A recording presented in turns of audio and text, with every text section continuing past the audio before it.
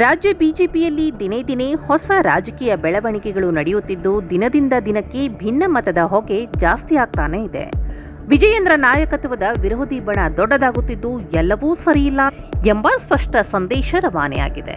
ಮಾಜಿ ಮುಖ್ಯಮಂತ್ರಿ ಬಿಎಸ್ ಯಡಿಯೂರಪ್ಪ ಅವರು ಮತ್ತೆ ಸಕ್ರಿಯರಾದ ಬೆನ್ನಲ್ಲೇ ಇದೀಗ ರಾಜ್ಯದ ಇಬ್ಬರು ಪ್ರಬಲ ನಾಯಕರ ಮಧ್ಯೆ ಅಸಮಾಧಾನದ ಕಿಡಿ ಹೊತ್ತಿಕೊಂಡಿದೆ ಎನ್ನಲಾಗುತ್ತಿದೆ. ಇದು ರಾಜ್ಯ ಬಿಜೆಪಿಯಲ್ಲಿ ನಡೆಯುತ್ತಿರುವ ಆಂತರಿಕ ತಿಕ್ಕಾಟದ ಮುಂದುವರಿದ ಭಾಗವಾಗಿದೆ.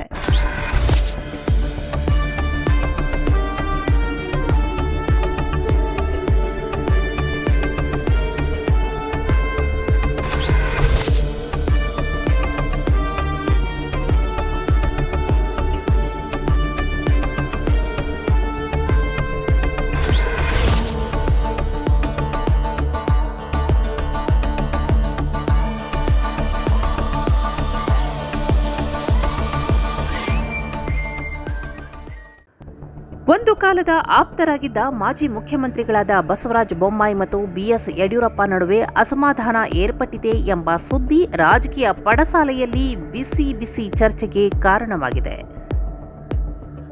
ರಾಜಕೀಯ ಪಂಡಿತರ ಪ್ರಕಾರ ಈ ಭಿನ್ನಾಭಿಪ್ರಾಯಕ್ಕೆ ಮುಖ್ಯ ಕಾರಣ ಯಡಿಯೂರಪ್ಪ ಅವರ ಪುತ್ರ ಬಿವೈ ವಿಜಯೇಂದ್ರ ಅವರಿಗೆ ರಾಜ್ಯ ಬಿಜೆಪಿ ಅಧ್ಯಕ್ಷ ಸ್ಥಾನದ ಪಟ್ಟ ಕಟ್ಟುವ ವಿಚಾರ.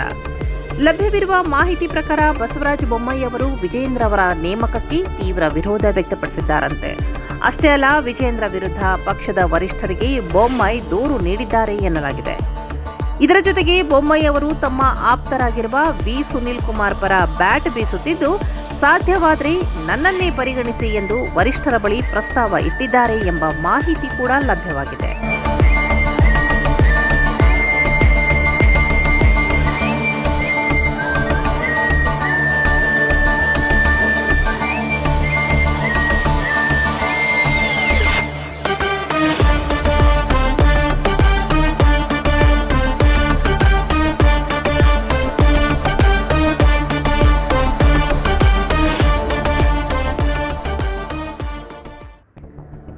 ಮಾಜಿ ಸಿಎಂ ಬೊಮ್ಮಾಯಿ ಅವರ ಈ ನಡೆಯಿಂದ ಯಡಿಯೂರಪ್ಪ ತೀವ್ರ ಗರಂ ಆಗಿದ್ದಾರೆ ಎಂದು ಹೇಳಲಾಗುತ್ತಿದೆ.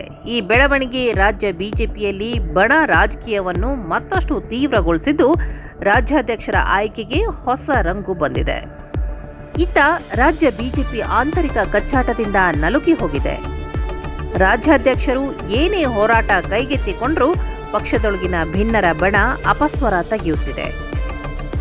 ಈ ಎಲ್ಲ ಬೆಳವಣಿಗೆಗಳ ನಡುವೆ ಬಿವೈ ವಿಜಯೇಂದ್ರ ಯಾರೇನೇ ಮಾಡಲಿ ನಾನೇ ಬಿಜೆಪಿ ರಾಜ್ಯಾಧ್ಯಕ್ಷ ಎಂದು ತಮ್ಮ ಆತ್ಮವಿಶ್ವಾಸವನ್ನು ಪ್ರದರ್ಶಿಸಿದ್ದಾರೆ.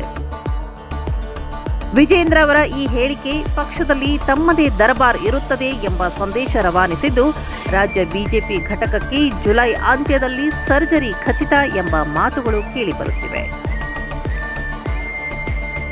ಯಡಿಯೂರಪ್ಪ ಪುತ್ರನಿಗೆ ಪಟ್ಟ ಕಟ್ಟುವ ಯತ್ನಕ್ಕೆ ಬೊಮ್ಮಾಯಿ ಅಡ್ಡಗಾಲು ಹಾಕಿರುವುದು ಆಂತರಿಕ ಭಿನ್ನಮತ ಇನ್ನಷ್ಟು ಸ್ಫೋಟಕ್ಕೆ ಕಾರಣವಾಗಿದೆ. ಈ ನಡುವೆ ಆಂತರಿಕ ತಿಕ್ಕಾಟ ರಾಜ್ಯ ಬಿಜೆಪಿಯ ಭವಿಷ್ಯವನ್ನು ಹೈಕಮಾಂಡ್ ಹೇಗೆ ರೂಪಿಸಲಿದೆ ಎಂಬ ಪ್ರಶ್ನೆ ವ್ಯಕ್ತವಾಗಿದ್ದು, ಈ ಘಟನೆ ಮುಂಬರುವ ಚುನಾವಣೆ ದೃಷ್ಟಿಯಿಂದ ಪಕ್ಷ ಸಂಘಟನೆಗೆ ಮಾರಕ ಎಂಬ ಅಭಿಪ್ರಾಯ ವ್ಯಕ್ತವಾಗಿದೆ.